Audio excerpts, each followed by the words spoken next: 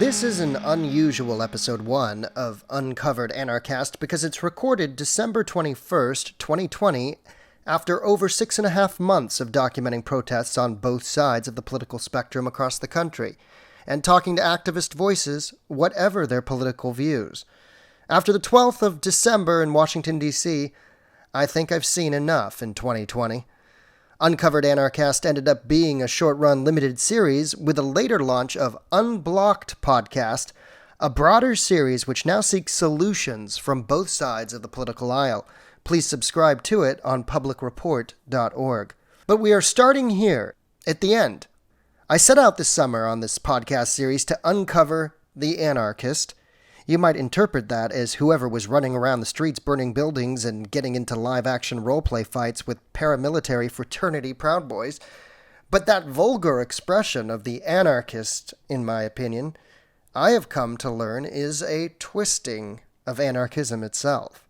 The 2020 social justice movement has widely been described by critics as Marxist. I use social authoritarian as a more accurate descriptor. Here's why. The three women who started BLM are very accomplished and capitalist. One scored a TV development deal with Warner Brothers. One is on a virtual book tour.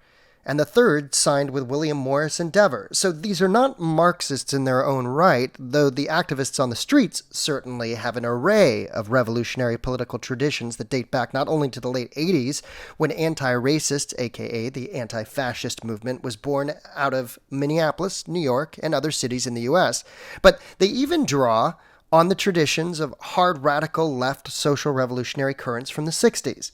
But those are the Black Lives Matter chapters, not BLM Global. Now, the second point is anarchists are against the state.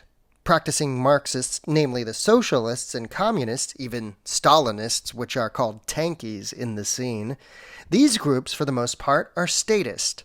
I recounted to Brett Weinstein on his Dark Horse podcast something that happened July 31st in Portland, where I witnessed the communists kicked out by the anarchists. They were there with their banner for 2 days. And this is like day 65 of the protest. And this group of youngsters are like, get out of here with your fucking banner and your fucking website. Coming in here day 65. We all know that RevCom is bullshit. And they chased them out and said, come back as individuals.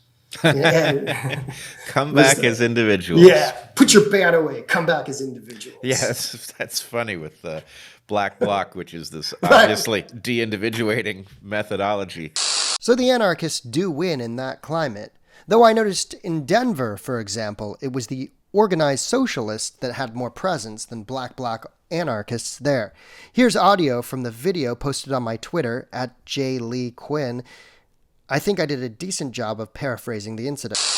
With a banner. That's going to put an end to white supremacy. Come back as individual people and leave your fucking banner at home. Organized millions up against the armed forces. Do you have a constitution? Next time it's out here, it's going to get snatched. Do you have a constitution? Or no? Or so you're threatening a revolution. What's that in your fucking banner with a fucking website on it? I like your strategy. RevCom's full of shit. So these guys seem to be serious about their anarchism. RevCom's full of shit. that needs to be like a button that I press on my next series of podcasts anytime I want to call up that soundbite. RevCom's full of shit. Look, I, on the other hand, see anarcho-pacifism, the tradition of Henry David Thoreau and civil disobedience, which inspired Gandhi and MLK, as the stronger current for change. And it's a personal philosophy I subscribe to as well. So how did anarchism become so besmirched by the literal anarchy on our streets? I was interested how the personal philosophy and political tradition was being used in the social justice movement, and consequently named by the president himself as the culprit. It is a spiritual philosophy that at its core asks us all to be personally accountable and free from coercive authority. I would say that should include online coercion as well, where the masses co-sign to hunt or mob others in the Twitterverse and in real life. If we're talking personal freedoms, how anarchist is it really to cancel somebody? Original anarchist black bloc tactics that came from Europe in the late 80s were developed against the state, not individuals, and have gone viral in the US, you could say they have been trending since May.